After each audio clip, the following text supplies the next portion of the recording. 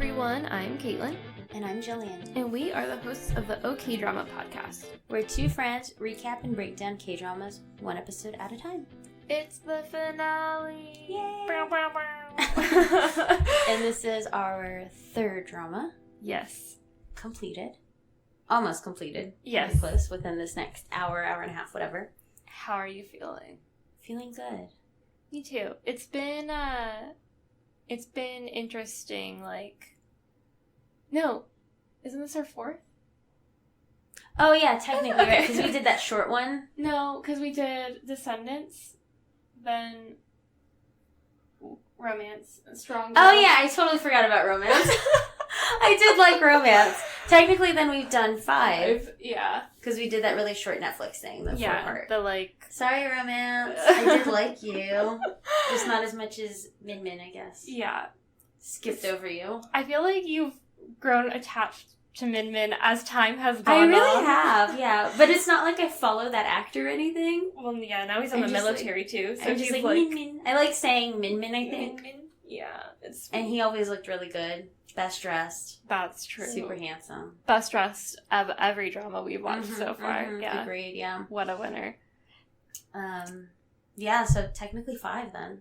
Wow, we've put a lot under our belt in a relatively short amount of time. And it's almost been a whole year. Yeah. Isn't that wild? Yeah, that's pretty crazy. Because we did like one of our first Insta pics, like Halloween. Yeah.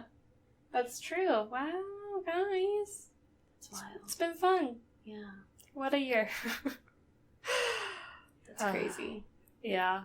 So, yeah, I really like this one. It was definitely not the most More exciting low-key. ending, but definitely not the worst ending I've ever seen in a drama. So, I guess we'll do like the deep dive about our feelings and thoughts and whatnot next time. And like maybe a little bit more towards the end. Yeah. So stay tuned for that. But yeah. Should we just jump into it? I say yes. All right. Episode 15 starts with Joseph realizing the user rate has reversed and Bato is now ahead of Unicorn. And they freak out and start celebrating. So she's showing them in the office. And it's like Joseph and Jenny and Ellie, all those people. They're all super excited. And they call Tommy. And Tommy's in her car crying because Morgan just broke up with her. And he's like, are you crying happy tears? I hope. And then Scarlett gets on the phone and she tells Tommy to come back to the office. Tommy comes back, and then there's a touching little flashback of Tommy meeting or having nice moments with each member of the task force team. And it was nice. It's always nice to see those little flashbacks because you're like, oh, yeah, that happened. Yeah. Oh, yeah, she was really shitty to him at first, and now they get along quite well. Yeah. And then Tommy thanks the team, and basically all of Bato claps for them and congratulates them. And Brian's like super happy dad, like so proud of his little kids, his little task force kiddos, his little ducklings. Brian takes them to celebrate, and they go to a, how do you pronounce this? Norebang. Norebang. That's what I was gonna say. Yeah. I'm learning. He takes them to a Norebang, which is karaoke, to celebrate. I think I already said that. And Tommy's getting fucking wasted. I put lit. Yeah, she's like, there's a shot of her just like pouring herself a shot, and then another of whiskey, and another, not just soju. Yeah, and Scarlett's like off to the side, like eyeing her, like the fuck. So she asks her, to come with her or something, and Tommy's about to sing her song. She's like, I have to sing. She's like, no, come with me. And she asks her why she's faking being happy, even though she looks like she's about to cry. And Tommy confesses that Morgan broke up with her, and Scarlett tells Tommy that her boyfriend is going to the military, so they're basically breaking up too.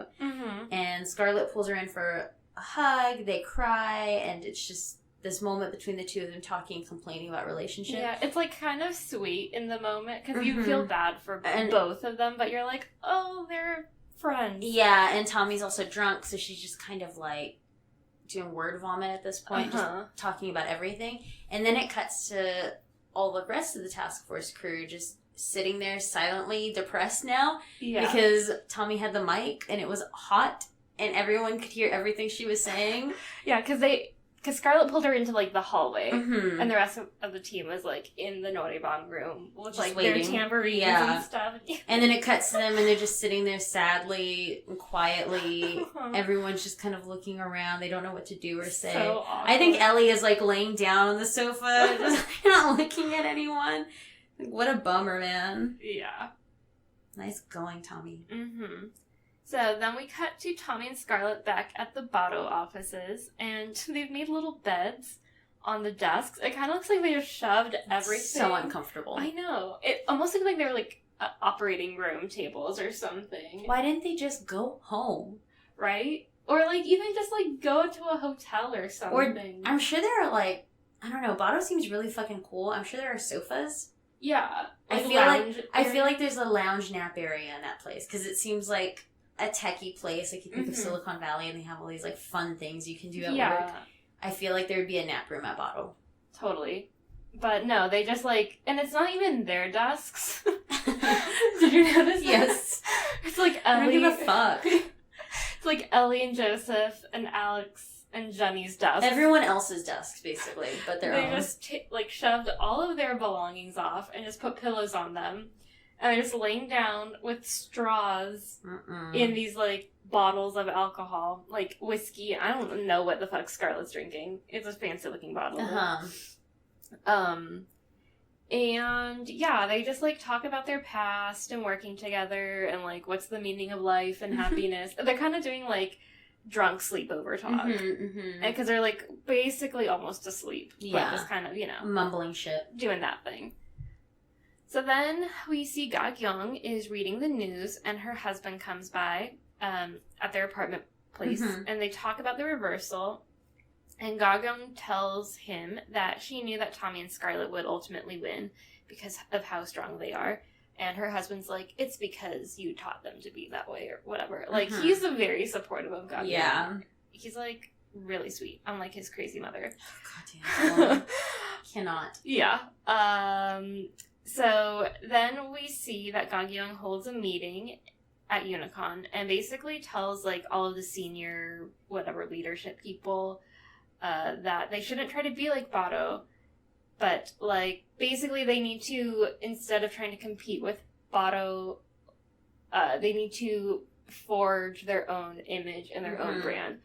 Because they were like, well, people like Botto because of this. And she was like, okay, well, obviously we're not going to beat Botto at being, like, cool and hip and, like, young and friendly. So we're going to try to be more, like, luxurious and elegant and blah, blah, blah. Classy. Exactly. And so, like, there's an audience for both of those. Yeah, I was going to say, this is cutting into, I think, episode 16. But there's a cut to both of the screens side by side, both the homepages. And I was thinking, like, man, the bottom one looks so much cooler. Yeah. It's, like, flashy and, like, bright, pretty orange, and it just, like, pops. And the Unicon one is, like, pretty simple and basic and, like, more neutral tones. Yeah, it is interesting, because I kind of feel like, I was trying to compare it to brands here. And, yeah, I kind of feel like Unicon is trying to be almost more like a Mercedes, kind of like almost kind of boring, but like but classy. Like sleek and something everyone wants. Yeah, and Botto is more like Volkswagen or like a Mini or something like something that's hip, bright, fun. Yeah, definitely. So then Brian comes into the office and finds it crashed with Tommy and Scarlett asleep on the desks, and he wakes them up, but they're still drunk. Which, have you ever had that happen where you wake up still drunk? I've only ever had that happen to me once, and it was... That sounds awful. Terrible. That sounds fucking awful. And I had to go to work that day. Oh, God. So you were living in a K-drama? Pretty much. But I was... But you didn't look put together like they do in K-dramas? No, probably not. I was still working at Old Navy. So... Didn't give a fuck. No, and I was like... I mean, I was still in college. I was probably 21. And I did not cut.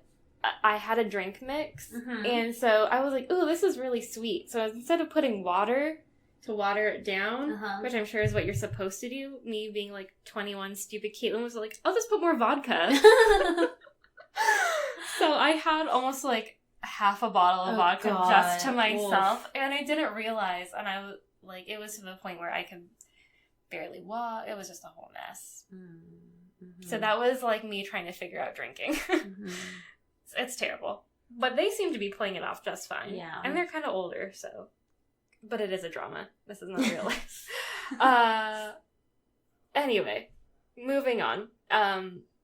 They're still drunk and, like, just kind of mumbling nonsense. And he's basically like, you need to get yourselves together and leave before people see you so you don't embarrass yourselves. Yep. All the people you work with. Uh-huh. And then Brian is, like, carrying these flowers, and I think Scarlett's like, what's with the flowers? And he's like, they're for you. Mm-hmm. And they're from Solji-Hwan for Scarlett.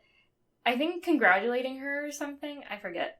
And she's, like, super psyched. She's like, oh my god. I love when she gets really excited like that, and she's, like, squealing. It's so funny. Yeah, she's really cute. But then she's like, oh my god, he's so sweet, blah, blah, blah, blah. And then Tommy, like, she looks at Tommy, and then she, like, pretends to be annoyed. She kinda, like, kicks it. Yeah, for, like, solidarity, like, men suck, or whatever.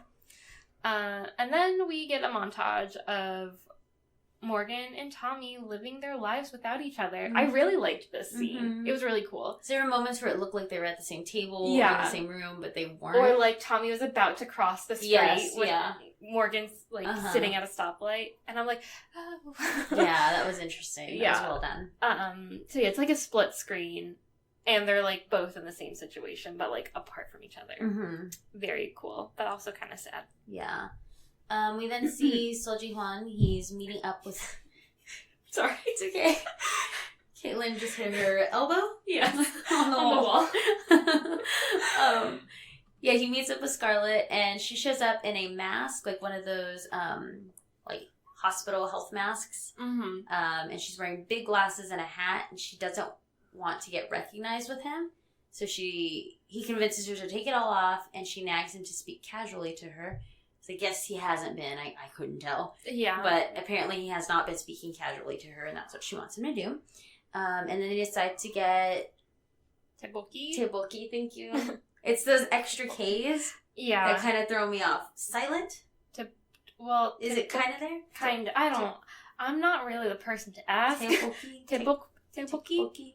Tteokbokki. That's how I would say it. Tteokbokki. Okay. Tteokbokki. And kimbap? Kimbap. Yeah. Okay. Because some people spell it with... So, it's... The singular K can also be a G. So that's why you also see kimbap spelled with the G. Like, kimbap. Gotcha. I don't know if you've seen that before. I think I have. Yeah, so it's not really like kimbap. It's more like K... Yeah, but I always, whenever we get kimbap, I always go kimbap, bop, bop, kimbap. That's exactly what it made me think. Kimbap, bop, bop, kim. Whoa, I do that whole thing. So funny. It's exactly what I fucking thought. Yeah, so they go to get these noms, but the lady that's selling it to them recognizes him from the drama, and she starts flipping shit that he's coming to eat her food. And then everyone starts rushing over, and they're wanting pictures with him. Well, also because she's like, it's whatever his actor name is. And she says, like, from whatever drama, and he's like, actually, it's blah, blah, blah, blah. Like, he gives her the right title. But, like, she starts shouting it to the world, and then all these women start running over. And Scarlett kind of just backs away uncomfortably. Mm-hmm. And he notices what's happening, and he kind of makes his way towards her.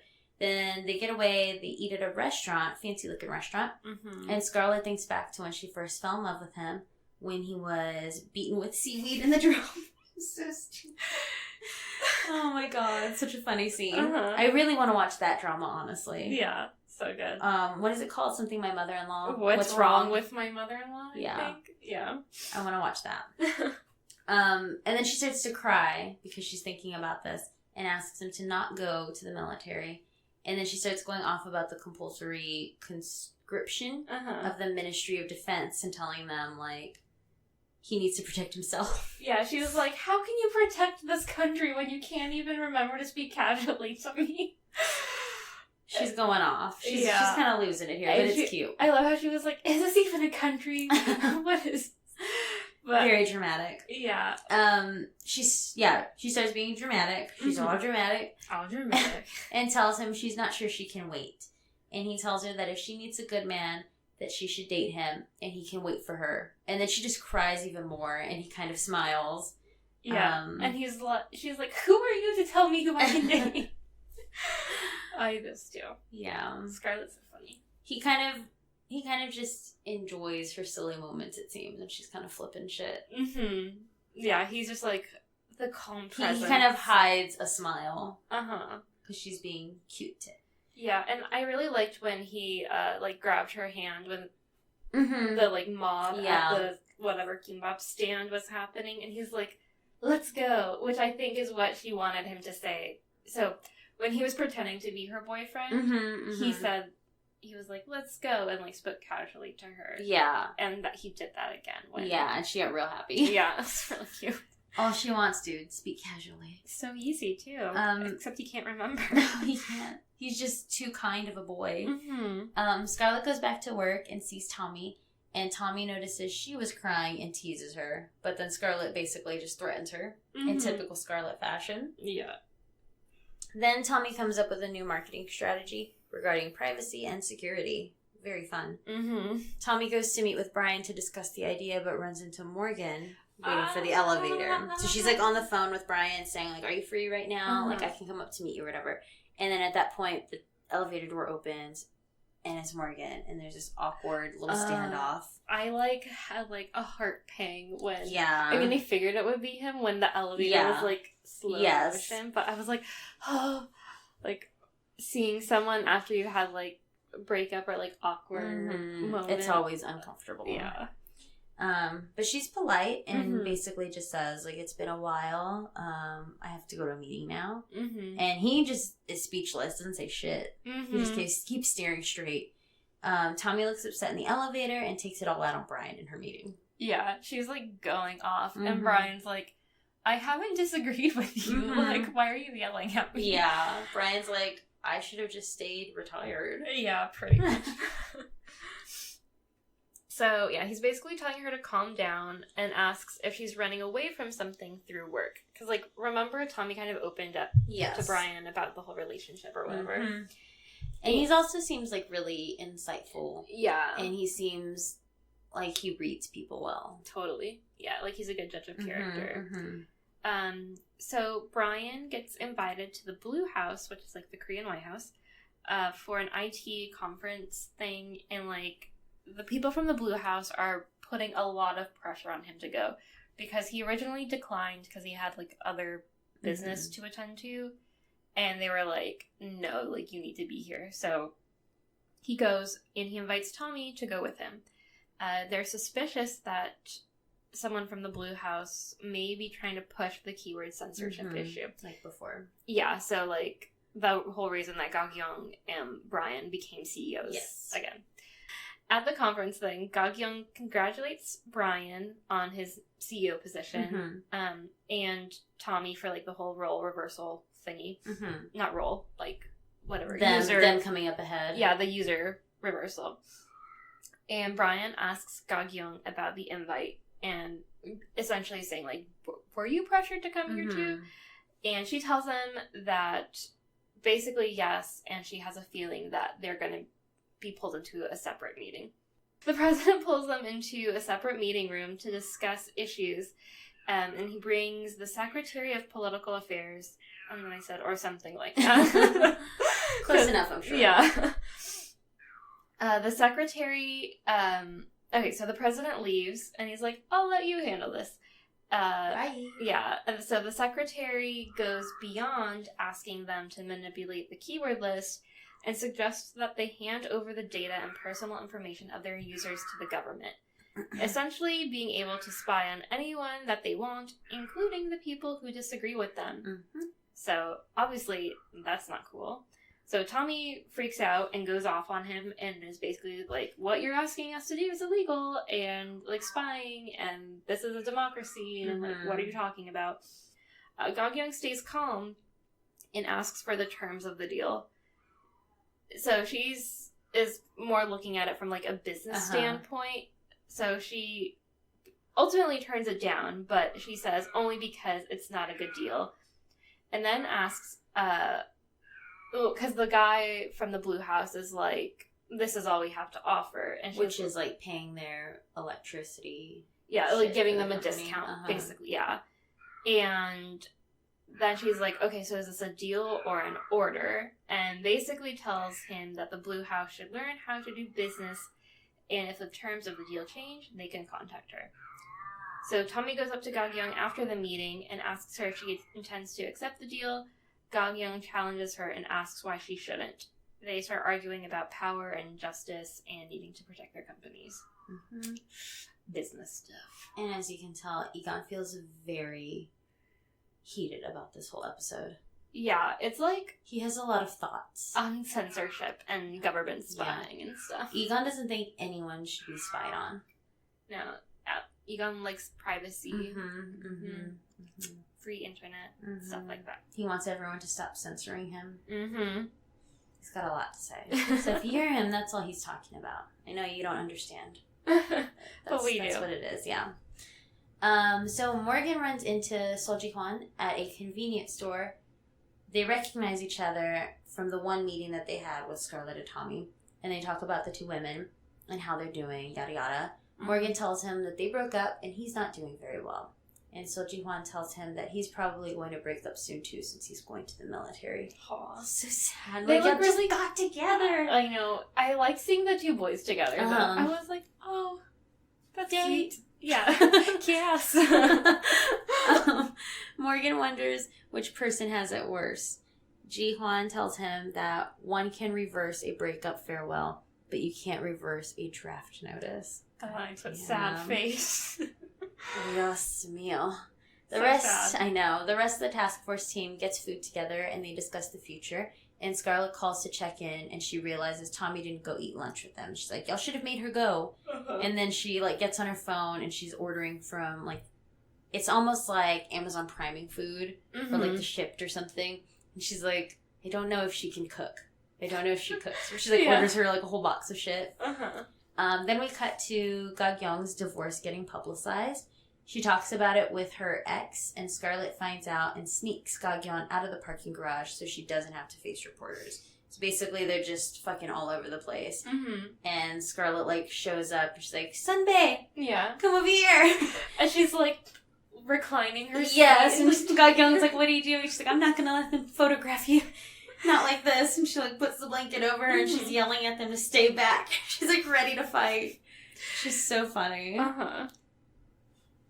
So they end up going to Scarlett's house, and Gagyeong seems to be in a pretty good mood despite her divorce being publicized. But Scarlett is worried about her and doesn't know whether to congratulate her or console her, and offers to let Gagyeong stay at her house for however long she needs. Gagyeong laughs and basically thinks Scarlett is cute for, like, worrying about her so much, and thanks her. And then we get another wound cleaning scene. I didn't even think about it. I saw that big old scratch. I was like, damn, that's a scratch. I know. And Scarlett's like, it's no big deal. And I'm like, girl, you're bleeding.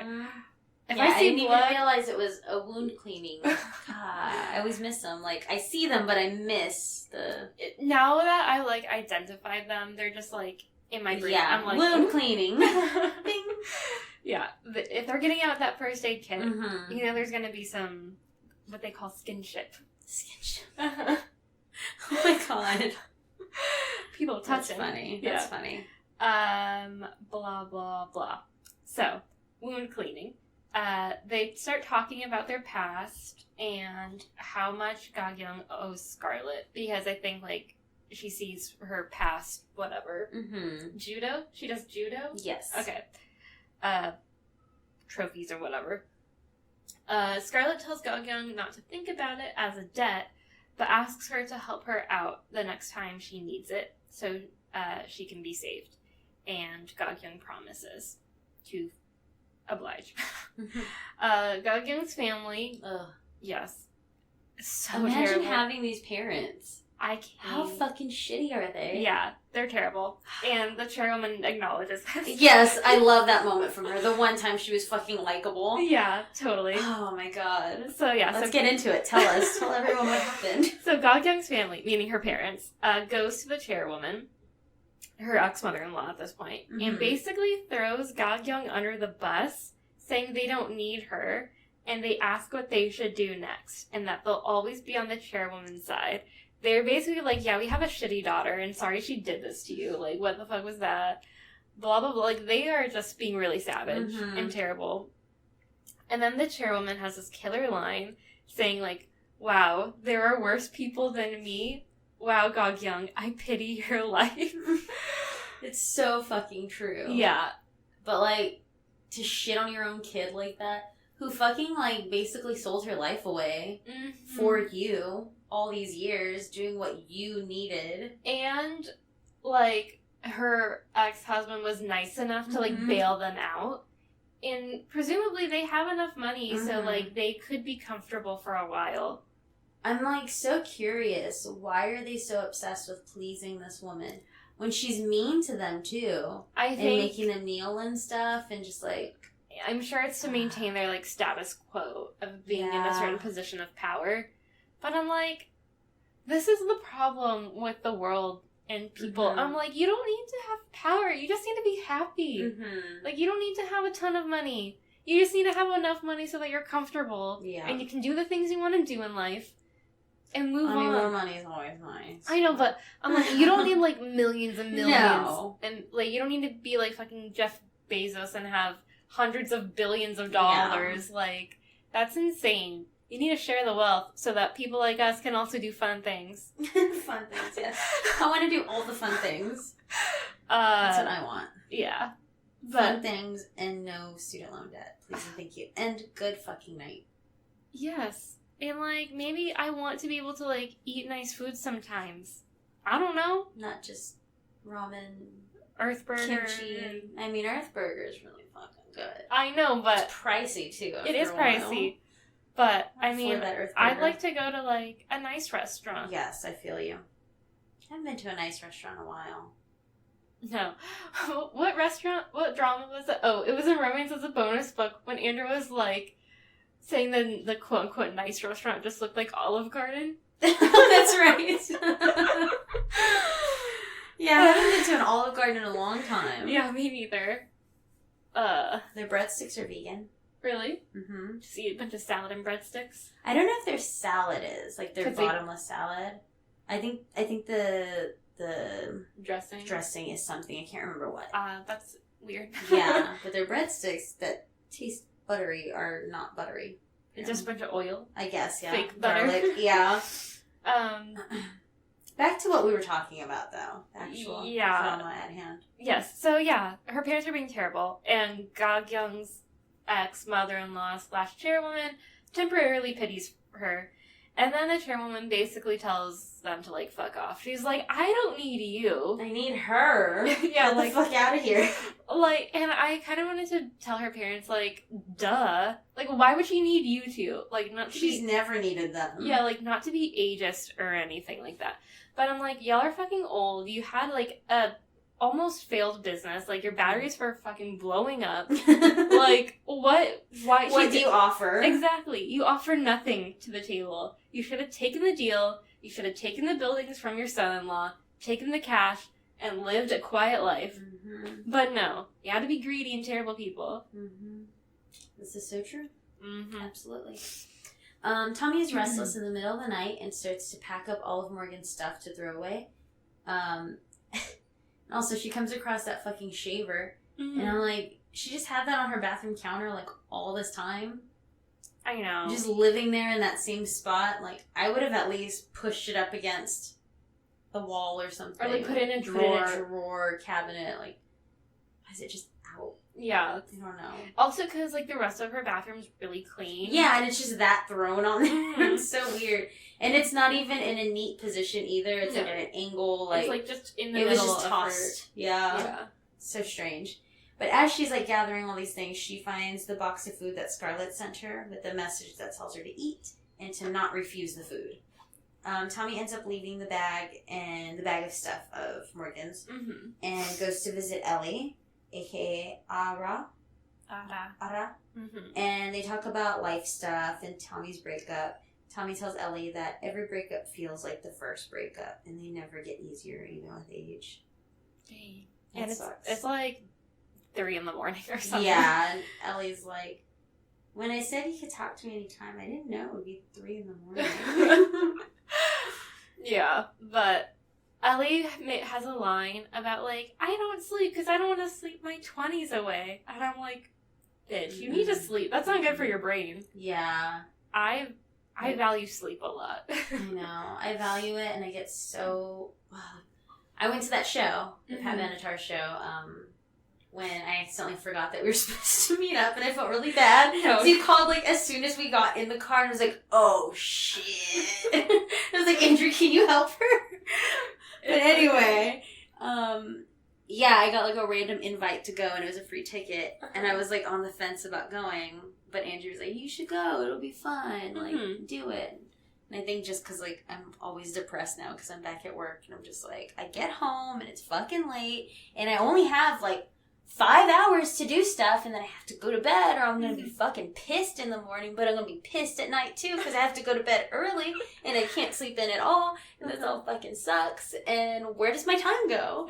It was that sort of thing, and so I think he, like, told me, like, you should go, and have fun.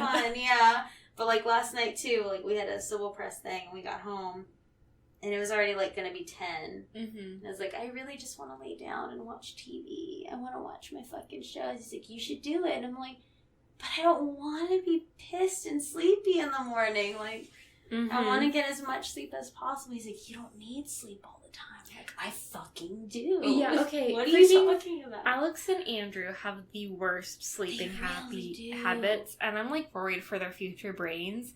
Because I was like, listen, heard this thing on NPR, multiple stories about how important sleep is to the brain. Because basically when you sleep, your brain, like, cleans itself and gets rid of all the nasty shit that apparently leads to, like, Alzheimer's and stuff. But, I mean, Alex keeps saying medical technology will advance a lot. Oh my god. I know. And I feel like Andrew's also said that, because I've told him, like, when he looks really tired at work, I'm like, maybe you should sleep and not depend on energy drinks. I tell him that all and the coffee. time. I tell him that all the time. I said, I wish you wouldn't drink as many Red Bulls as you do. They're not even that good. Yeah. I don't know. But, so apparently Ellie's just... She's like that. Living life and not sleeping. Fuck that. I mean, I do enjoy staying up late every now and then. But then you also sleep in late the next day. Well, no. I have a thing where I basically wake up at... I would like to wake up at 8:30 every day. But I have to be at work at 8:30, so that's where I get kind of grumpy. But yeah, it's really bad. Like, even if I go to bed at, like, 4 in the morning, I typically wake up at, like, 8:30 the next day. Yeah, I'll usually still get up early. I'll get up a little bit later than I normally would, but usually like 9 is when I'll get up. Yeah, I've had a really good moment recently where I slept until like 10:30, and I was like, God damn! But it was because I stayed up until like 4 in the morning. But yeah, I was like, wow. So I really only got like 6 hours of sleep. Yeah, there was a time over summer when I was doing like my online classes. I would do them in the morning, and then I would just be awake. And, like, Andrew would go to work, and I'd, like, go watch TV or, like, clean or do whatever. But then, like, the last couple of weeks of it, I guess it's because, like, actual work was starting soon. I would, like, wake up early, do my online stuff, go back to sleep, and then wake up at, like, 11. And he'd be like, are we getting lunch? I'm like, yeah. He'd throw on some clothes real quick. I'm ready to eat. Yeah, I don't know. I've told Alex and Andrew this before.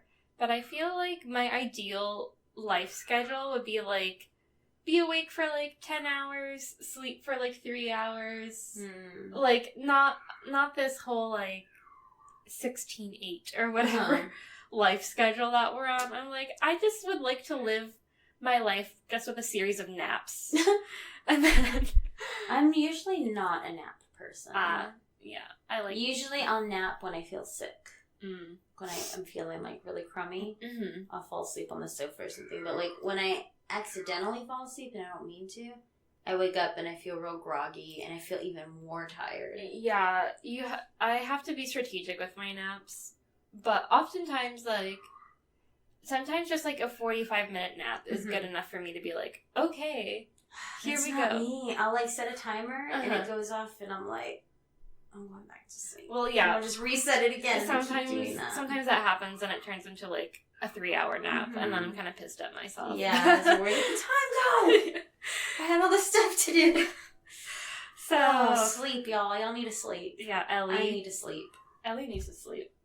Gagyeong's ex is at their apartment, and he tells her he just stopped by to pick something up, and they end up agreeing that Gagyeong should stay in their apartment instead of finding a new place, since he always intended that the apartment be for her. And he tells her he will stop coming by. And he calls it a divorce present. Mm-hmm. How nice. Yeah. He also asks what he should do if he wants to see her in the future, and she tells him to think of a good excuse. They're like kind of very low-key flirting at this point. Agreed. Like the lowest of keys. Yes. It's all the way on the ground. Uh-huh. Tommy and Brian tell Scarlett about the meeting at the Blue House, and Scarlett naturally does what Scarlett does. She flips out, and she suggests that they unite with Unicon to go against the government. But Tommy's not sure that Gagyeong will go along with the whole plan, based off of what she witnessed. Yeah. Gagyeong meets with the chairwoman, and they're both very threatening and confident. It's like a very uneasy to watch. Yeah, it's heated. But it's nice to see Gagyeong, like, taking charge and standing up for herself and stuff. The chairwoman suggests that she will pull KU Group's tech if they don't work out something. And then Gagyeong brings up alimony again, which pisses off the chairwoman. Gagyeong starts to threaten the chairwoman with all the dirt she has on her. And the chairwoman tells Gagyeong that in order to ruin the chairwoman, she would have to ruin herself. And turns on the news that shows the president has already moved forward with their part of the deal. And I don't remember. Is that the part where he's talking about, they're talking about the energy stuff? Yeah. Yeah, so basically he's saying, like, that the electricity stuff for Botto and Unicon is going to go up because it's going to be based off of some other thing now. Yeah, so... It's like transferring something or other. Yeah. So their rates will go up. But the government is willing to lend a helping hand. But doesn't say why. Yeah, so basically instead of being charged at, like, a normal, like, consumer rate or something, they're being charged at an industrial rate. Yes, that's it, industrial. And that, because they're like, because Korea is, like, in the forefront of global IT, and we're trying to be supportive. And it's like, we're going to help them out. Okay, sure. Cough. Tommy, Scarlett, and Brian see this news about the Blue House moving forward, and Brian tells Scarlett to call a meeting with the other portal sites. And they're like, they're totally trying to fuck us over. They're trying to force us into this. It's pretty wild. Yeah. So, another... Oh, God. I feel like... I was not expecting this. No. I feel like I'm getting all these, like, really crazy scenes. You are. You keep talking about the poor, like, energy... talking about the boring work shit. Okay. But you do this one, and then I'll do the next chunk, because then you can start Ep 16. Okay. So, this is so hard. And I'm, like, laughing because I feel so You're uncomfortable. That's typical Caitlin. Yeah. So Morgan realizes... I'm sorry, I'm also not feeling good, so I'm feeling kind of loopy anyway. Okay. I'm not gonna laugh. Oh my god, Caitlin. Okay. So, Morgan realizes that his birth mother died, y'all. She died. Yeah, so his professor birth mother. Yeah, Morgan realizes that his birth mother has passed away. Get this. When he sees an obituary online during a meeting. That's terrible. It's really fucking bad. And Did that happen on a movie? Or a show or something? Or did that happen in real life? I don't know. I remember seeing somewhere something that somebody found out their loved one died via the interwebs. I'm sure it's happened before to people. Yeah. But it kind of makes sense with Morgan, because, like, no one They knew. weren't. Yeah, they weren't like close. But yeah, it's like really sad. And it's in the middle of a meeting at Bado. Mm-hmm. And it's one of those things where they have just like the Bado homepage or whatever up, and it's like a small news section. Egon is so upset. Yeah, this was like really hard for Egon too. He looked at me and he was like, "Why? So essentially, yeah, Morgan sees this like little news clip because it's like so and so professor dead, and he's like, what? And then he like basically just leaves all this shit in the meeting room and doesn't tell anyone anything. He's just like, Mom, yeah, and then runs out. It's like really freaking sad. So the meeting was with Pyo Jun-soo at Bado, and Pyo Jun-soo ends up going to Tommy's office, and he's like, hey, you're still dating Morgan, right? And she's like, no comment. And then he gives Tommy all of Morgan's stuff and is like, hey, I think his mom may have died or something like that, right? And Tommy freaks out, and she takes Ellie's black jacket, and she meets Morgan at the funeral hall place. And Morgan is very upset for, like, a lot of reasons. Obviously, like, I'm sure losing a parent, it feels terrible. But he feels bad especially because he feels like he can't go in and, like, pay his respects. Yeah. He, like, peeks in and sees the husband and technically his brother. Yeah. Standing there, and he's like, they don't know me. Yeah. And, like, that must feel terrible. But Tommy shows up, and she convinces Morgan to go in so that he can say goodbye to his mom. And they go in together holding hands. So they go in, and the mom's husband is like, thanks for coming. Like, how did you know my wife? And Tommy tells him that they were students, or that Morgan was a longtime student or something. So they leave the room, and Tommy holds Morgan while he cries and, like, laments about all the things that he never got to do with his mother, and how angry he is that she couldn't keep her promises to him, and how it maybe would have been better to never know her. It's like, ouch. Yeah, really sad. Yeah. Tommy lets Morgan sleep in her car while she cries outside, and Morgan wakes up to see her crying and makes a move to get out, but doesn't. Just awkward moment of, like, should we help each other and, like, be together or not because we're broken up? Yeah. And then we cut to someone typing how to get back with an ex-lover into a search engine, and then it's the end of the episode. So weird. Yeah, like, okay. You don't know? You don't know what to do in your 30s and late 20s? Is there going to be, like, a WikiHow article about, yeah, like... I'm sure there is, honestly. I'm going to search for that real quick. You should. How to get back with your ex. Okay. So here's what you have to do. It's an article from Medium, but let me see. Cosmopolitan. Xbackpermanently.com. Oh my god. WikiHow. The best ways to get your ex back. Let me just read through this real quick. Yes, please. Not that we're planning to do this, because fuck those guys. Number 1, understand the breakup. Number 2, recall who initiated the breakup. Get the phone. Oh my god. You need to get a screenshot of that. Yeah. This is so stupid. Let me see. Number 3, interpret your emotions. And then, like, the little equal sign. So stupid. Oh, there's parts. Part 2 of 6. Oh, God. Number 1, avoid contact for the first month after the breakup. Month?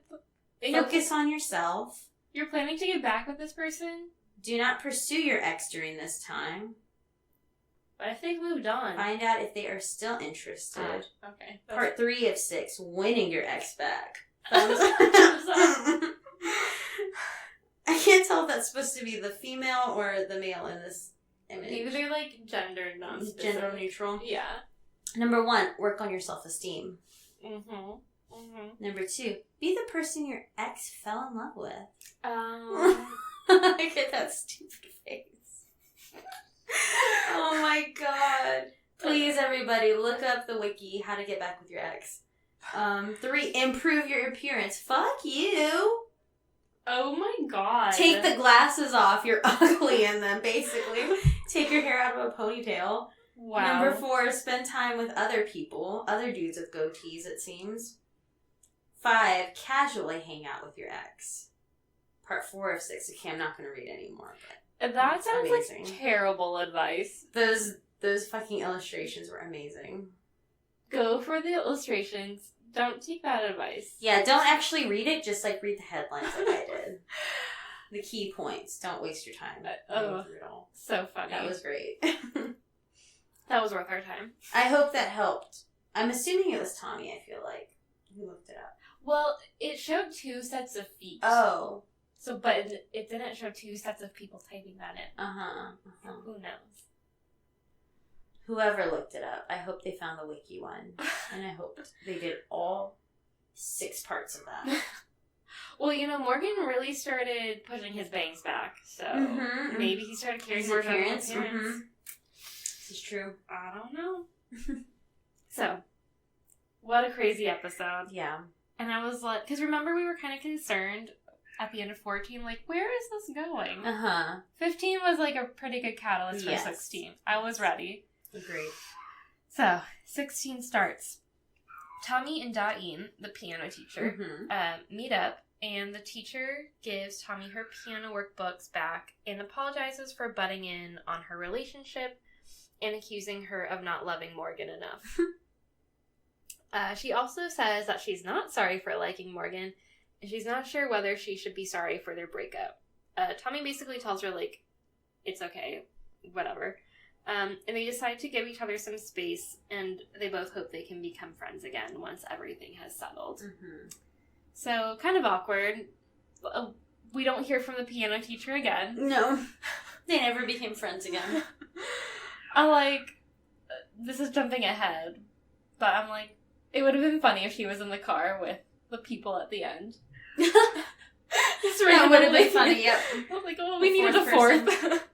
Make it even. So, blah, blah, blah. Morgan meets up with his birth mom's husband. Apparently his mom told her husband about Morgan, so he recognized him kind of like after the fact. Like, he's like, I thought it may have been you. They talk about Morgan's mom, and the husband gives Morgan presents that she bought for him in Paris. So she did keep her promises, Morgan. And it's very like, they talk about, like, whether they were loved and basically how much Morgan's mom still loved him. It's a sweet moment between these, like, 2 men who, like, are clearly grieving, but can maybe find some, like, comfort in each other. But it's also still really sad because this woman has died. And now I feel really bad because I cannot control my nervous laughter. You cannot control it at all. But anyway, so Morgan goes home and reads the card his mom was going to give to him along with the gifts that basically explains what all of the gifts are for. And she essentially bought all these presents to make up for the gifts that she was unable to give to him while he was growing up. So she's like, I bought this because I couldn't give you a present for, like, your first day at school, and, like, this is for this birthday, or whatever. She also bought Tommy a gift, and she tells Morgan in the card that she's sorry that she wasn't able to spend time with him before, but now it will be different, and that she loves him and is sorry. And it's so gut-wrenching, because it's like, they were so on the track to, like, being more, familial, I guess. But, like, maybe she would have told her other son. Yeah. So sad. Scarlett and Solji Hwan enjoy their last moments together before he has to go away for the military. They do this by watching the sunrise. Sunrise or sunset? Sunrise, right? Because they stay up all night. They're watching the sunrise and hanging out. And Han Min-gu, who is the actor from earlier with Ga Young, enlists at the same time as Solji Hwan. And he kind of steals his thunder. So they think everyone is there for Solji Hwan, but instead it's for this guy. And they laugh it off, and then Scarlett gives him a big kiss before he goes, and it's super romantic. It's like one of those big swirly K-drama kisses. Yeah, lots of angles. Tommy and Brian consider what to do about the government threatening to spy on their citizens, And they're organizing, but Brian insists that they have to be on the same page as Unicon. They have to, like, stand united. Mm-hmm. And he asks the two women what they think Gagyeong will do, but Tommy says that the Gagyeong they both know is different. Mm-hmm. Yeah. Tommy ends up running into Morgan, and he thanks her for helping him see his mom at the funeral, and tells her how he told his mom that Tommy was his girlfriend before she left. Tommy asks if she was happy, and Morgan gives her the gift that his mother bought for her. And basically says, like, I'm pretty sure because she got a gift for you. Mm-hmm. He apologizes for dropping by unannounced, but Tommy tells him he has things he can take with him at her house. And he goes up to her apartment, but tells her he won't take them. And her throwing away his stuff is part of breaking up. She asks if he threw her stuff away, but he doesn't answer, and he's like, I'm going. Mm-hmm. And he just turns around and is like, the fuck? Like, did you throw her stuff or not? Yeah. Is that your way of saying you did? Like, awkward. I'm going. Also, I'm like, these people, like, never freaking finish a conversation. Mm-hmm. They always just leave. Mm-hmm. They always run away. I hate you, Boss. But yeah, so he goes to leave, and Tommy asks if he's okay one more time. He says he's okay, so she should take care of herself, eat, and live well, and then he walks out. And Tommy's just, like, heartbroken, devastated. Yeah. What's happening? It kind of seems like Morgan's almost in a better place than Tommy, as far as the breakup goes. Like, I'm sure his mom stuff is a whole separate issue, but, like, I mean, I guess he is also the one that broke up with her, technically. Yeah.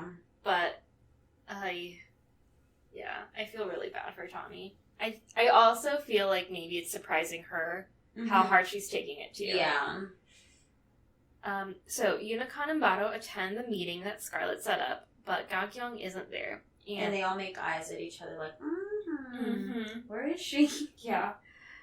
Tommy and Scarlett announce their strategy for fighting the government regulation is going to be publicizing the policy on their homepage, which shocks everybody in the room. The team from Unicon thinks it's a bit rough and, like, brazen, I guess, and is afraid of retaliation by the government, but Scarlett and Tommy keep pressing the idea. Brian tells the rep from Unicon that their efforts are useless unless Unicon and Bado team up for the cause. Scarlett keeps wondering about what Gagyeong is going to do in terms of, like, is she going to be on Bado's side, or is she going to go with KU Group and the government? Yeah. Tommy goes to meet with Gagyeong separately to persuade her to team up with Bado. Gagyeong asks her, like, what did you bring for me? Because she's a businesswoman. And instead, Tommy brings up how disappointed Scarlett will be if Gagyeong decides not to stand with the government, or stand up to the government with Bado. And I'm like, dang. She knows that, like, Gagyeong's only weakness is Scarlett for some reason. It's kind of weird, but... Yeah. Yeah. Gagyeong's ex-husband picks her up from work, and he makes an excuse by saying the reporters are still after them. She seems happy about it, and Gagyeong asks him how far she can go until he can forgive her. He tells her that he will support her even if it kills him, and to not consider him or his family when making her decisions. He's so supportive. Yeah. I'm like, dude, maybe... He probably, like, really hates his mom. I'm sure. Let's I be would hate my honest, mom like, if she was like that. He's probably like, please fuck my family over. Fuck them. Yeah. I don't care. Also because it seems like his career is separate from their he's not reliant conglomerate. on them. He might have been in the beginning, yeah. but it seems like at this point he's well off on his own and doing his own thing. We get shots of Scarlett, Tommy, and Gagyeong all thinking things over through the night. Just a little montage thing. And then the next day, Bado is set to publish the government policy / threat on their main page, saying that they do not comply with the government's wanting them to give them information to people. And Tommy prepares the task force team, and everyone is curious as to whether or not Unicon will play along. It's like a big, intense moment. Yeah. Tensions are running super high, and the ad thing goes live on Bado's site. They, like, click refresh. They have, like, 2 computers set up. They click refresh, and it shows that the Bado's has changed. But Unicon's does not change. So it's kind of cutting to people, like, reading this on the street, and they're like, what the fuck? What's this? Yeah. Everyone's flipping shit, but there's nothing on Unicon. Tommy and Brian both look concerned and, like, Tommy looks slightly annoyed, like a fucking course she didn't. Right. And Scarlett keeps refreshing, like every 30 seconds, 2 seconds, whatever the fuck. And she says that she still believes in Gagyeong, she believes in Sunbae. And she keeps refreshing until it changes to also publicize the threat. I don't know why I could not say that word. And it's 3 minutes late. But 3 minute hits, she clicks refresh, and boom, it's up. And she's like, I knew it. She's like, I told you so. She like whispers it at first, and fucking Tommy's like, what? And then she screams it, and Brian's across from him. He's like, did it change? Did it change? It's great. The media starts losing their shit over the story, and the president freaks out, and then the team at Bottle looks really proud, but the team at Unicon is like, what the fuck? And they start questioning her. And she, at this point, gets ready to give a press conference. Yeah, they're like, you had no right to do that. Ugh. It's crazy. Yes. Brian tells Tommy that she should be the one to give the press conference on behalf of Botto. And Scarlett gives a press conference on behalf of their, like, third-party, internet organization thing. So we get shots from all 3 press conferences back and forth. The women read the Portal Code of Ethics to the press and state that Botto and Unicon are on the same page. Gagyeong follows up the Portal Code of Ethics speech by publicly resigning and saying that she violated those codes while working as a director at Unicon. And the media now theorizes that Unicon has had a corrupt relationship with the government because of, like, Gagyeong's stepping down. The president calls the chairwoman and basically does a 180 and tells her that they will start looking into everything that the KU group and Unicon has done in regards to, like, government manipulation and keyword bullshit and fake news and stuff like that. Well, yeah. So he's like, bye-bye. I had nothing to do with this. See ya. Fuck you. Scarlett goes to visit Gagyeong after hearing about her resignation. And Gagyeong tells her that even though it looks like she's lost everything in her life, she actually feels like she's gained everything. I'm sure that must be, like, such a weight lifted off your shoulders. Also, to have, like, a lot of money to be able to just quit. Quit. Call quits. Gagyeong insinuates that she only put up the banner to help Scarlett since she knew she needed the help and made a promise to her earlier.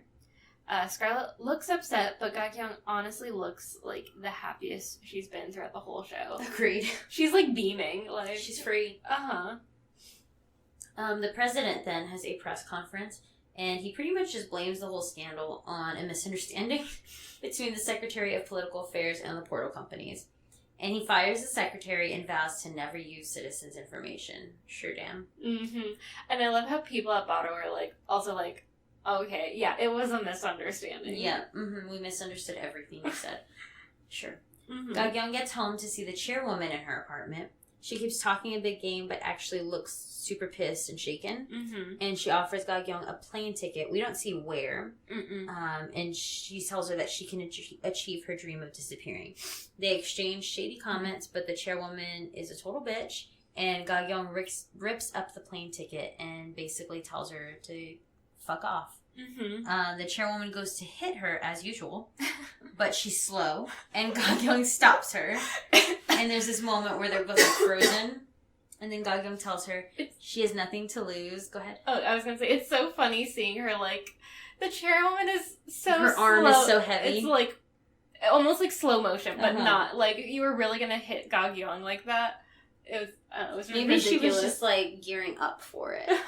She's going slow in the beginning, and she's gonna wheel down on her real hard. Gagyeong tells her she has nothing to lose and is prepared to die for what she believes in / wants now. And she tells her that she no longer has any business with her, but as her ex-daughter-in-law, she can discuss the subject of alimony. That is her only chance to save herself. And her ex-mother-in-law looks pissed and shocked.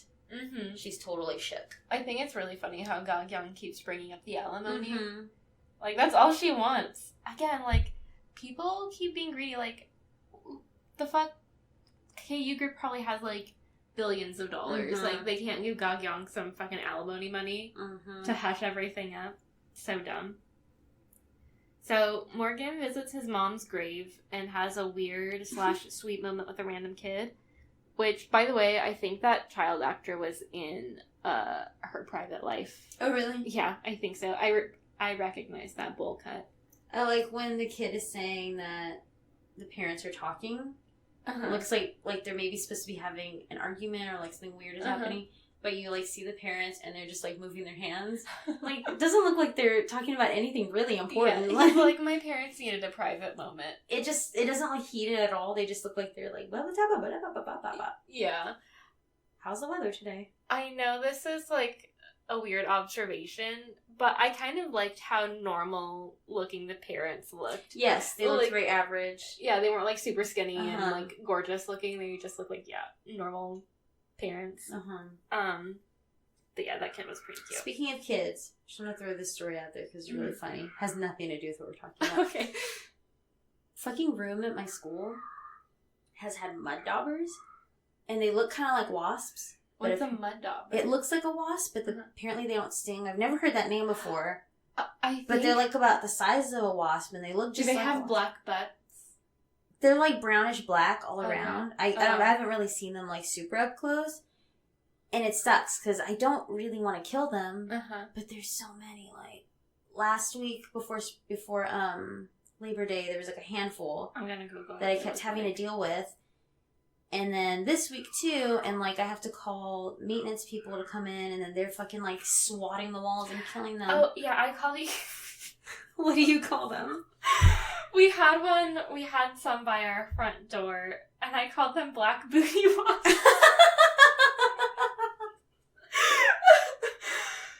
Oh my god. Those black booty wasps are all over my fucking room. And like, the kids fucking lose their minds. And they're scary looking. They think they're wasps. And I keep saying, like, they're not fucking wasps. And I'll say fucking, but in my head, I'm saying, they're not fucking wasps. Shut up. Stop it. But, like, they, like, flip shit or whatever. Yeah. And on Fridays, I'm not really in my room. I teach, like, 2.5 hours, which is amazing. But most of the time, my room is being used by different teachers. And it's for, like, a connections class with, like, 2nd or 3rd graders. And I was going in there one time and the door was open and I saw that maintenance guy and he looked at me and I was like, there are more of them, right? And he's like, 2 of them. And he like pointed one side, pointed the other side. The kids were just like staring at him. I was like, I feel like we're in a horror movie because they just keep coming and we can't figure out where they're coming from. And the teacher that was in there kind of laughed. And then later I had my class and she came in to get her stuff and she was like, I have to tell you something. I was like, what? And she said that while she was teaching, she felt something on her head. And she knew what it was, and she put her hand there, and she felt like something hard and like smooth, and it was one of them. And she was like, and my only like reaction was to grab it and throw it, and she threw it at a kid. Like, chaos immediately ensued. But I was just picturing this black booty wasp hitting a kid like in the fucking face. Oh my god, that's so terrible. That's hilarious. Yeah, it was like the highlight story of my day. It was so fucking funny. Just picturing this fucking bug hitting someone in the face. Yeah, Alex was like, so we had like regular wasps. And then we had, I guess, mud daubers, aka black booty wasps. And because I was like trying to differentiate the two for Alex, because like wasps. We ultimately did spray because wasps are scary and they're like aggressive and shit. There's a difference between a wasp and like a bee. Yeah, we save the bees, not the wasps. So I was like telling Alex, and he like knocked down their shit or whatever, and then he was like, I feel really bad because I googled what they are. And apparently, like, the only animals that they actually, like, harm are spiders. The mud dauber ones? Yeah, like, they don't actually hurt, like, humans or other animals. I keep having to kill them, and I don't want to kill them, but, like, if I don't, and kids are in there, they start flipping shit. So, like, before every class, where the fuck is it? Like, stop coming in here. I don't want to do this anymore. That's crazy. Yeah. I don't know what's happening. And it's only in my room. That's weird. Yeah. I wonder if there's, like, a nest somewhere, like, that's in the what walls. they're trying to find, and they can't, and they couldn't find any holes in the ceiling or anything. That's so weird. And he said that they're apparently, like, attracted to food, but I don't leave food in there. You're like, I don't eat. And I know, I, like, never eat lunch. And they're like, they're attracted to water, but I don't have, like, standing water anywhere either. Mm-hmm. Like, what the fuck? But they keep coming in. That's really intense. It's so weird. Go to another room, y'all. I don't want to deal with this. Yeah, that's rough. But that story today was really funny. I've been very frustrated about them, and then she told me that. It's like, oh my god. She threw one out. I'm picturing it just, like, slapping a kid in the face and flying away. At least she didn't, like, I don't know what's worse, like, if she, like, screamed and swore, or throwing an insect thing at a kid. Because I think I would just start screaming and, like, saying all of the swear words that I know. Yeah. Yeah. Absolutely. Is it my turn still? I think it's still yours. Okay, because we just talked about that random kid. Yeah. Okay. Mud daughters. Okay, so Tommy Blackfoot. Next time I see one in class and the kid says, it's a wasp, I'm gonna be like, actually it's a black booty wasp. And that's so dumb. But they don't look like other wasps because they have a big black booty. Oh my god. It's so funny. The scientific name is black booty wasp. So, Tommy sees her name is trending again, but isn't as upset because Gogyung and Scarlett are there with her. That's nice. A picture of Morgan is still her desktop background, so she keeps thinking of him, and I'm like, girl, just change it if you want to move on. But she doesn't want to move on. This was my phone background for a night. Thanks, Andrew. That's kind of horrifying. It's the ghost version of it. He used to send me photos of that, like that all the time. I think it's when he worked at the hangar, because he'd be outside, so like bright light. And he was always ghosted every time with his mouth open. Oh my gosh. Yeah, he set that as my screensaver, my phone. That's funny. For the longest time, I think Alex and I were a picture of, like, a selfie that Alex and I took together. On Sam's iPad, I think. It was, like, Alex's sister. Like, she just never changed the picture. So it was just, like, me and Alex doing, like, a stupid selfie face. Oh my god. She was like, I don't know, like, it's fine. And I'm like, no, change it. We did it just to be dumb. Yeah, it was, like, when she first got her iPad or something. Oh my god. Yeah. We see Morgan stopping by her apartment building, but he leaves, and, like, they just miss each other because Tommy's, like, taking out the trash. And it's like, they keep missing each other. Blah, blah, blah. So, Tommy's distracted at work the next day because she keeps thinking about Morgan. So, Scarlett has to, like, step in and start being a leader. Then, the TF team realizes that all of the scandals about the government have been pushed back because Yoon Dong-ju, again, Pyo Jun-soo's ex, is now trending because she's been publicly criticizing BTS on her social media and live streams. I immediately thought of you. So Pyo Jun-soo goes to her and confesses that he still cares for her and makes a bunch of BTS puns, which I'm sure, like, you didn't. No, get. It did say on Viki, like, BTS pun. Yeah. Or, like, song reference. Oh, okay. And she's like, he's like, why are you criticizing BTS? Like, don't do that, because the fans will come for you. And she's like, I only did it. So dumb. She says that she only started criticizing BTS so she could have them all to herself. And she still looks super annoyed with... Stupid. I know. I'm like, she's like an adult woman. It made me think of, like, when Michelle Visage talks about people being assholes online and how she just, like, blocks them now because it's somebody who's just being, like, really ugly just to say... I think she says now that she leaves them alone. She doesn't even respond because she, like, realized that if she would block them, they would then, like, screenshot it and be like, I got blocked by Michelle Visage. Like, it's all just to be seen and noticed. Like, they want to be noticed by that celebrity who's being an asshole. I'm like, why do you want that? Yeah, it's Why crazy. do you want a celebrity or someone that you like to think you're a fucking asshole? Yeah, and for her, it almost made it seem like that her motive was like, oh, I'm gonna turn everybody against BTS. Yeah, all of their, like, fucking millions of fans. Okay, queen. Yeah. Like, no one knows who you are. Nice try. I'm sorry. But yeah. Crazy. I don't know, now that you're on Twitter more, I'm sure you're not really in, like, K-pop Twitter sphere. But it was... I only see stuff from Satan, actually. I think it's because I follow both Andrew and John, and I think they both follow Satan. I see that you and, like, Andrew and John like a bunch of Satan. They're so funny. Like the fake God and fake Satan on Twitter. Well, I saw this, like, interaction. So, I think it was, like, September 1st or something. The beginning of September, definitely. It was one of the dudes of BTS's birthdays. And so, like, everyone was, like, freaking out and wishing him a happy birthday online. And, like, Twitter was, like, temporarily overloaded, I think. And so some people were like, it's because of his birthday, blah, blah, blah.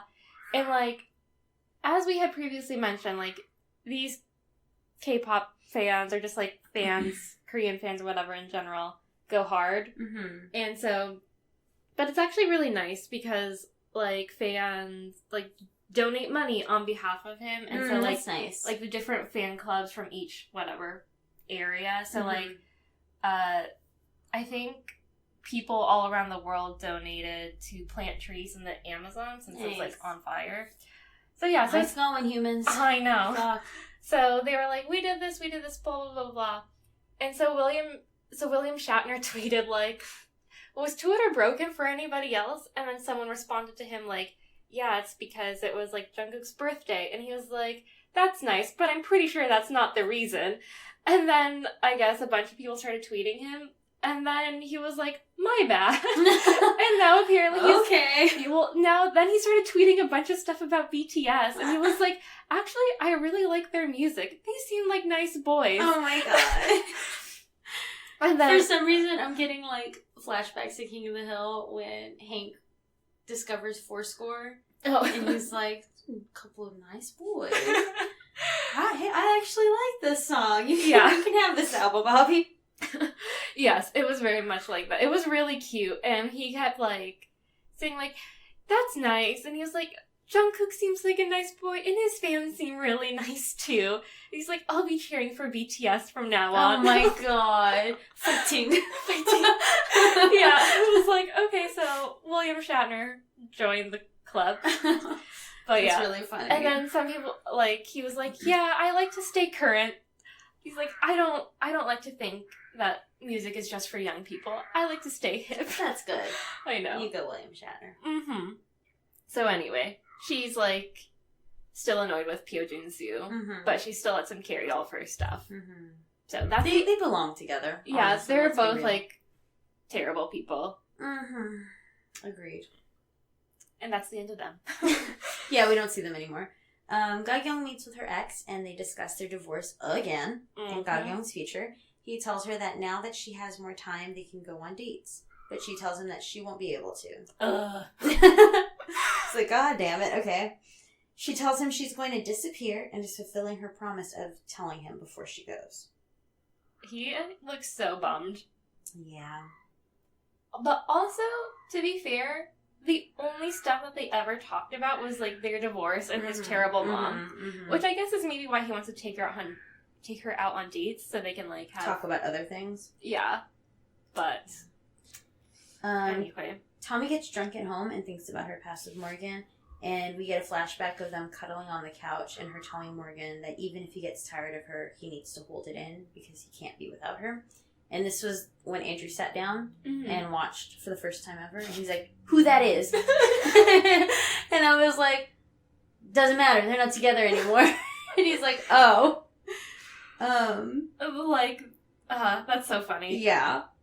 And then we go back to present day, and Tommy calls Morgan, but his phone is off. And she leaves a voicemail saying she can't do it without him. And her eyes are all misty. Misty, not Missy. Tommy tries to hang out by the gaming department meeting to catch up with Morgan because she knows it's going to be like a whole group thing. But his coworker is the one at the meeting, and he tells her that Morgan has gone back to Australia, and she's like, oh, on vacation. And he's like, I think this was his vacation. And she's like, what? Yeah, he's like, remember, Australia's his home too. And she looks like so depressed. Devastated. Then we flash forward 3 months into the future, and life is basically the same.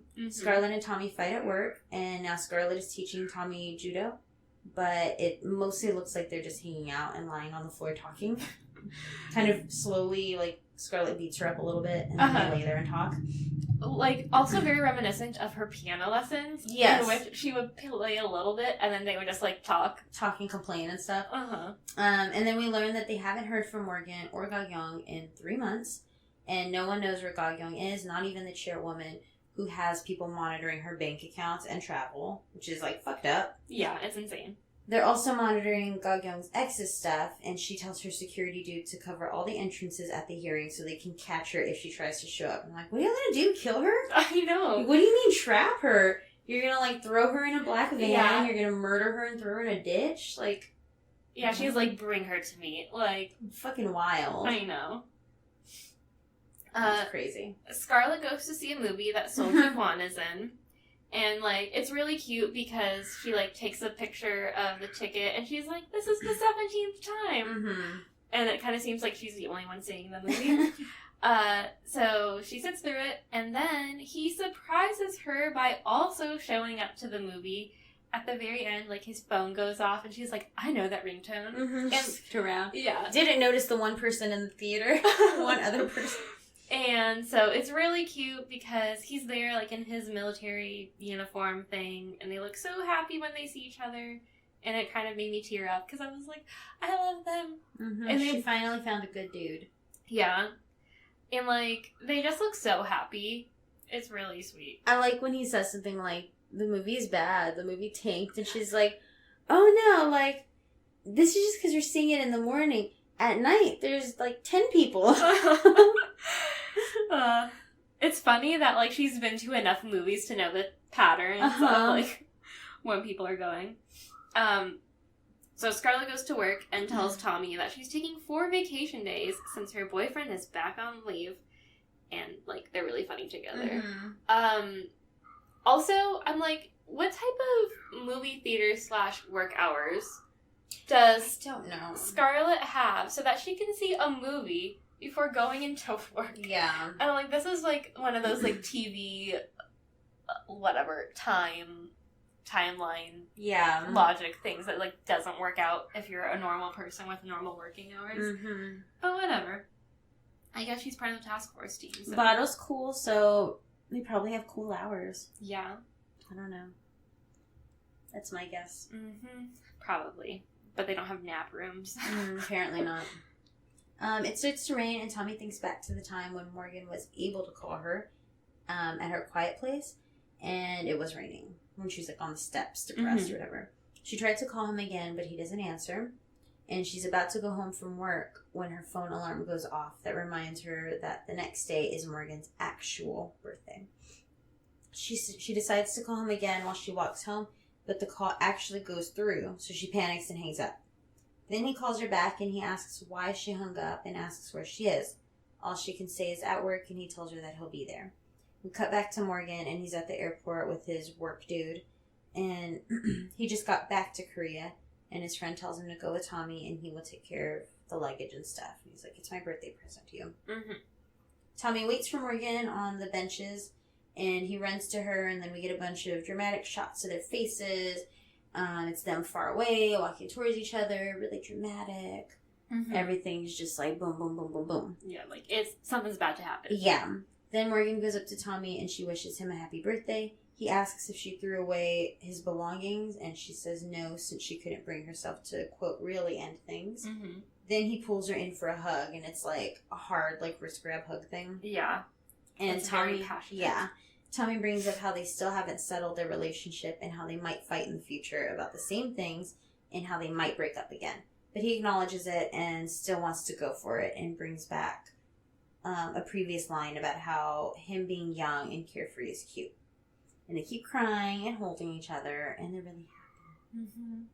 And all's well right now. Yeah.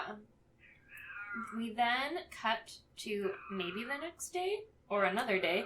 Yeah, it seems like just shortly after. Of the hearing for all of Unicorn's shady shit. Mm-hmm. And, of course, the chairwoman stays at home. Well, another woman has to go to the hearing. She always lets other people do her dirty business for her. She had a line earlier, I think it was when she, like, first offered Gagyeong the plane ticket, about how saying, like, there's a saying that, like, I forget her name, Eunhee or something like that, can go everywhere in Korea except for prison. And I'm like, okay, bitch. But yeah, so she's staying at home, watching it on TV, while one of the other women from Unicon has to go to the hearing. Then, one of the politicians announces that Ga-kyung is on the news being interviewed. So Ga-kyung acknowledges that Unicom fabricated real-time keyword rankings with pressure from Chairwoman Jang from KU Group.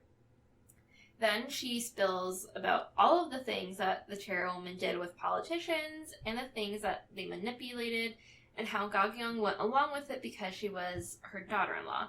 The journalist asks if she has any evidence, and Ga-kyung tells everyone watching to go to a search engine and type in www. At first, I thought she was going to say www. But no, actually put in the search engine www. I wonder if that means something Don't know. other than World Wide Web. But whatever. So she tells them to search www so they can read all of the evidence. And we get a flashback of Ga-kyung working with the old CEO. I think it's like CEO Na. I think that was her name. The lady with like the ponytail and suits. And they're putting evidence together to take down the chairwoman. And she looks so much better when she's not in her stiff-ass suits. I know. And her hair, like, super tight. Yes. I didn't even recognize her at first. She looks so much better. And she has, like, nice, like, pink makeup instead of, like, really harsh eyeliner. I'm like, girl. That's your look. Yeah, like, you de-aged yourself. Yeah. By a decade, yeah, probably. it's pretty wild. So the old CEO tells Ga-kyung that she started collecting evidence against the chairwoman since Ga-kyung was made director, which is kind of crazy. She has wanted to take down the chairwoman for much longer than Ga-kyung. This leads Ga-kyung to tell the people at Unicon to publish the, like, ad thing against the government on the Unicon homepage, since she has, like, enough dirt to protect herself in the future. We then go back to the present, and Ga-kyung said that they published it this way so that it will never be forgotten. So, like, instead of just having it be a part of, like, a news article or something, like, it will be out there for the whole world to see. All the time, every time. Yeah. And I like how you noted the chairwoman looks like she's about to have a stroke. She looks like she's about to have a stroke or heart attack or kill herself or something. Like, she just looks like... Because she's, like, shaking. She's defeated. She's, like, shaking and not breathing. She's just, like, closing her eyes and, like, scrunching her face all up, all nasty, and getting all those wrinkles in. She just looks bad.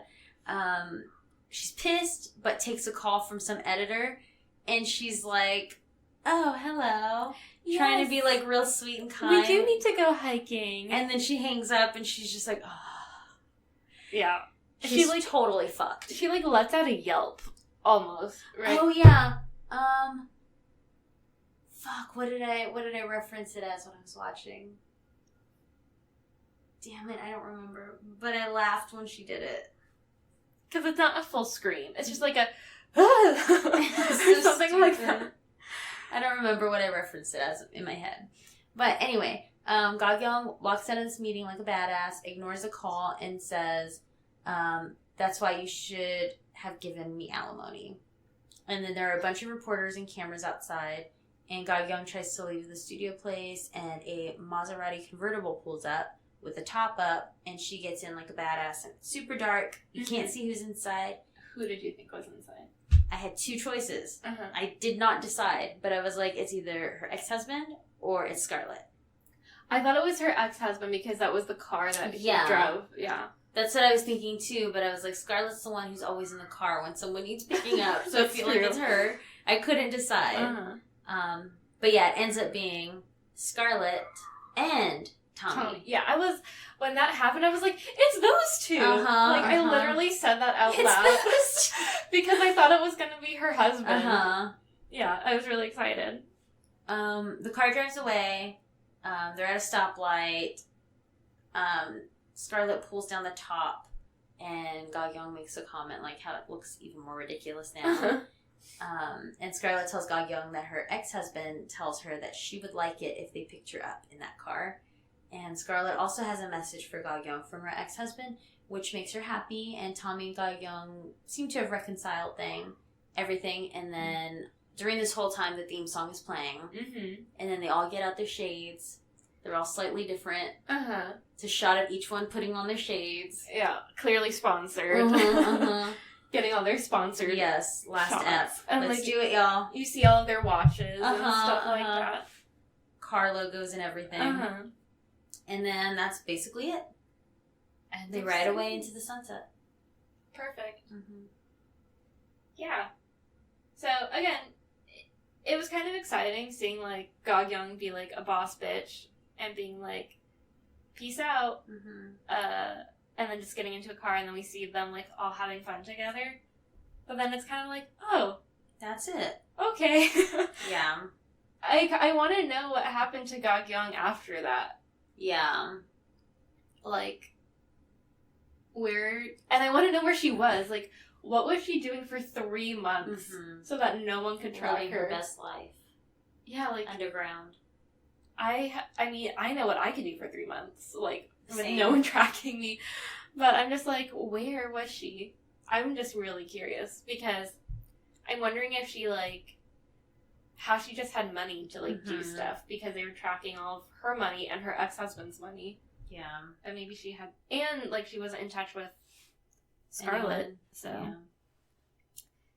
Crazy stuff. And also what happened with her ex-mother-in-law. Now that everything's out in the open. Yeah. Wow. So, yeah. Where would you rank this? Just preliminarily. Preliminarily? Is that even a word? I think so. Preliminarily. Preliminary. Yeah. I don't know. Just, like, gut reaction. Better than Romance. Okay. Not better than Descendants. Or Bong Soon. Bong Soon I feel like is a little too hard to compare. It's like a whole genre in and of itself. Because it's like fun and wacky and murdery and weird. It's a little bit of everything. It's hard to place it with one of those dramas, I feel like. Yeah, that's true. I enjoyed it for the most part. I thought some of it got a little bit boring from time to time. And, like, the relationship stuff was never super exciting for me. Like, the most exciting was Scarlett and Ji-Hwan. I agree. I feel like this is... Like, the main love interest storyline wasn't my favorite. It fell a little flat. Yeah. I think it's because sometimes, like, these storylines, like, they have the same conflicts. It's like Tommy and Morgan had the same conflict from literally the first episode to, like, the last episode. It's that, well, I guess that's not exactly true. At first it started because she was too old for him. And then it ends with, like, she doesn't want to get married. But essentially it's that they're in two separate places in their different, like, tracks or places in their lives. That's what it boils down to. And it's like, okay. Which, again, is also, like, a very realistic life issue. Yeah. So that's also kind of a bummer. It's like, okay, that's why people break up. Because it's usually not because, like, oh, he cheated on me, or, like, he's a terrible person. It's because it's like, yeah, you have different goals, and it just didn't work out. And also, I'm like, so yeah, they're probably going to break up in the future. Like, I mean, they basically said that. Yeah. It's going to happen again, just not now. So that's kind of weird.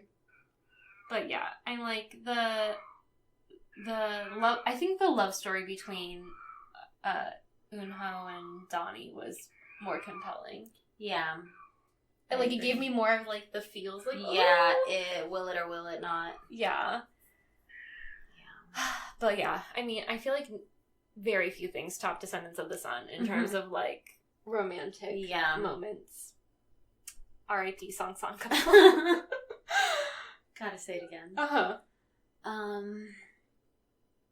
Before we started, I mentioned how I didn't really pay attention to fashion at all. Fashion, turn to left, fashion, turn to right. Fashion. Yes, God! I will say that the standout for me, which has been the standout every time I noticed it, was Gog-Young's nails. Oh, yeah. They're, like, clear with the black, like, tip. I really like that.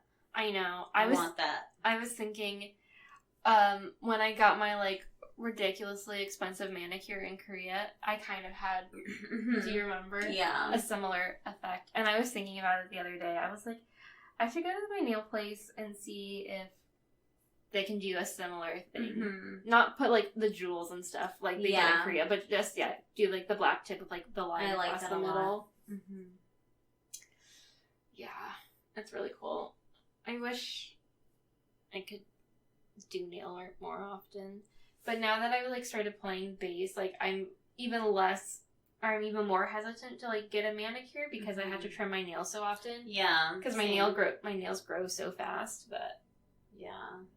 And, like, sometimes the guitar, when I'm strumming, my right hand hits the strings, and then I look down and my, like, cheek polish is all, like, scratched up already. Like, I don't want to, like, go somewhere and then it's all fucked. Like, I want to try those nail stickers. Have you seen them advertised on Instagram and stuff? Mm-hmm. Yeah. But they have, like, pretty bad reviews on some of them. But yeah, I've never tried them. Yeah, neither have I. But I'm like, that would be kind of fun. They're not super expensive. Certainly way cheaper than a manicure. Yeah. But, yeah, I wrote a couple things down for fashion, but, like, not really. I said Scarlett's all pink look when they go... when she has, like, her little date with Ji-hwan. I also liked her sunglasses at the end. I wrote that down, too. And then Scarlett's lilac tie top thing. I think it's one of those where, like, the bow is really dramatic and, like, it might be off the shoulder. I don't really remember. I just like the color, too. And then I also made a comment that the old CEO looks so nice when she's not in those suits and tight ponytails. That is verbatim what I wrote down. Yep. Agreed. There's also, I think, a black outfit that Tommy is wearing, and the top has, like, polka dots that I liked a lot. Okay. I feel like Tommy, a lot of her outfits are kind of the same. Yeah, she has, like... She wears, like, a boring kind of baggy button-up and, like, a skirt or a pant. It's a very similar silhouette. Every time. Her pants are always, like, wide leg pants, too, so... Or it's, like, a really long skirt. Yeah. Yeah, Scarlett, I mean, not to give away my vote for Best Dressed in the upcoming OK Drama Awards, but Scarlett was clearly the best dressed. Agreed. Oh, I didn't know if I liked this, but I don't know, and I don't know if you noticed this, but Gagyeong's top when she's, like, doing her press conference, or not press conference, like, the last conference thing she does. Yeah. Interview. Doesn't it almost look like one of those things that, like, I don't know the correct term for it. Almost like a sari, I guess? Yes. Did you think that too? Yes. Okay. I thought, like, because when it first showed her, I think it just showed her by herself, and it looked like, those videos that come in from, like, I don't know, fucking ISIS, and they're just, like, in a room, and they're wearing their garb and stuff. I was like, why is she, did she join? I don't know. What's happening? Yeah, well, I almost thought, like, she went to, like, a monastery or something, and she became, like, Buddhist or Hindu or something, and, like, was starting to wear, like, that type of... But just, like, pertly? Over her white button. Like, it wasn't a good look. Yeah. She's had better looks. Because, yeah, she definitely had, like, a white button up underneath it, but then I was like, oh, what is that? And why? It was weird. Yeah, I didn't really care for it. Yeah. Do one or the other, maybe. Or, like, pick a different color. Yeah. Because it was, like, that specific... Like a khaki... tan kind of thing. And I'm like, that color to me says something a monk would wear. That's not, like, the greatest color for that, I think. Anyway, yeah, I'm sure there were other fashion things that I just, like... Skipped because I was like just very into the show. Yeah. So yeah, our I love you moment. Yeah, you can go first. I love you. I love you. I will always love you. I love you. For me, it is when Scarlett and Ji-hwan reunite. So cute. I was gonna say, their sunrise moment. I liked that a lot. Or they're snuggling. Yeah, that's sweet. And I guess, like, honorable mention to Tommy and Morgan getting back together. Because, like, For however long they get back together. that is a big moment. But yes, it's like, I'm glad they acknowledged that nothing was settled. Mm-hmm. Because that would have bothered me if they hadn't acknowledged that. I'm just like, we're back! Yeah. But it's also like, well, shit. Like, I guess maybe the moral of the story is just enjoy yourself while you can. Yeah. Sure. Okay. But also it's like, but I want to know they are going to be okay. You know? But maybe they will be okay with this, like, newfound understanding that they really love each other, and we'll just see where life takes us. Work it out. Yeah. I don't know. But yeah, I really enjoyed it. Definitely, like, some, you know, what's the word? MVP women in the show. Like, agreed. The women definitely carried it. I mean, well, really, there were only, like, 2 dudes in the show. Yeah. I guess 3. Yeah, I mean, we saw them. They just didn't play a huge role. Yeah, so that was exciting to see. I actually read this article about how, like, this is one of the most progressive dramas ever. Mm-hmm. Just because of all of, like, you know, the women's and their... the women in their careers, and, like, none of them were mothers. Yeah. And, like, 2 out of the 3 were technically single. Yeah, and, like, most of them, most of the conversations they had were, like, not really about men. Mm-hmm. I mean, they, like, a lot of it was just, like, work-centric. Mm-hmm. And, just, like, openly talking about, like, them sleeping and drinking. Like, sleeping with men and drinking and, like, whatever. So, yeah, that was refreshing. It was nice to see. Do we have any other thoughts before our big awards episode next week? I guess just be on the lookout, because we'll be posting those things to vote on. Yes. So, we are actually going to have some special guests next week. Not that Alex and Andrew aren't special. And I don't want to get too ahead of myself. We have confirmed just the people who will be joining us, but I always get, like, anxious that something's going to fall through. Yeah. So. One of them I know, the other I don't. Do you know the other? No, I've never. I've maybe met him, but just not remember. Okay. But yeah. Okay. We'll see if he sucks. Alex has said that he enjoys the company of this person. So. Okay. Yeah. Well, he didn't really. Oh, okay, whatever. I'll tell you later. So yeah. Follow us on Twitter at OKDramaPod, Instagram, OKDramaPodcast, same for Facebook, OKDramaPodcast. All the links are also, like, in the show notes. And you can email us your thoughts and feelings, or if you have, like, any questions that you want us to cover on the recap episode. Fanfic. Yes, fanfic. To okdramapodcast@gmail.com. And yeah, be on the lookout for the polls, because your fan vote will play a part in whatever characters get the awards. Egon's got his Instagram account. He's ready to vote. It's exciting stuff, people. Yeah, so stay tuned for next week when we hand out the awards and talk more. Yeah, pay that really expensive shipping, and go more in depth into the whole drama. And we will talk to you guys then. Bye. Goodbye.